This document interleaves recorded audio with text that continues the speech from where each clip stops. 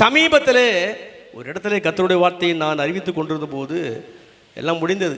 போதகர் குறிப்பிட்டார், சமாதானத்தோடு போக கடவோம். ஒரு பெண்மணி வந்தார்கள். எப்பொழுதும் எங்கள் சேர்ச்சுக்கு நீங்கள் வரும்போது ஊழியம் செய்யணும் சொல்கிறீங்களே, எப்படி செய்வது அதுதானே தெரியவில்லை, எதை சொல்வது அதை தானே தெரியவில்லை. உங்களுக்கு நான் சொல்கிறேன், ஃபர்ஸ்ட் பாயிண்ட், இயேசுதான் ஆண்டவர், இயேசுதான் கர்த்தர். அவரை என்று வேற கடவுள் கர்த்தர் கிடையாது, இறைவன் கிடையாது. அது வர கட்டையும் சொல்லுங்க, அல்லேலூயா.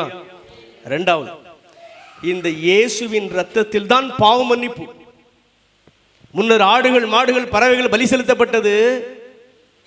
இறைவன் இருந்தார், கடவுள் இருந்தார், கர்த்தர் இருந்தார். 2000 ஆண்டுகளுக்கு முன்னர் அவர் உன்னையும் மன்னையும் தேடி வந்தார். ஏன்? நம்ம செய்த பாவங்களை அக்கிரமங்களை அவர் ஏற்றுக்கொண்டார். பிராயச்சித்தமாக அவர் ரத்தம் சிந்தினார், அவர் மரித்தார், அவர் உயிரோடு எழும்பி விட்டார். இந்த இயேசுவின் விசுவாசிங்க, உன் பாவம் தொலையும். இதை நீங்க கட்டாயம் சொல்லுங்க, அல்லேலூயா. நம்பர் 3, இந்த இயேசு மரித்து எப்படி உயிரோடு எழுந்தாரோ அதுபோல நீயும் நானும் ஒரு நாள் மரித்தாலும் நிச்சயம் எழுந்திருப்போம். ஒரு நியாய தீர்ப்பு உண்டு.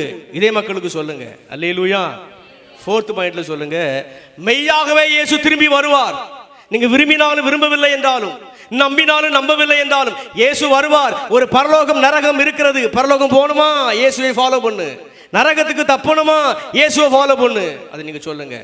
5வது கடைசியாக சொல்லுங்க, இந்த உலகத்திலே துன்பம் உண்டுதான், பாடுகள் உண்டுதான், உபத்திரம் உண்டுதான், வியாதிகள் மரணங்கள் உண்டுதான். இதுக்கு மத்தியிலையும் இயேசுவோடு கரங்கோர்த்துக்குள் உன்னை ஜெயமாக நடத்துவார்னு சொல்லுங்க. கரங்களை தட்டி மகிமை செலுத்தலாமா? அல்லேலூயா.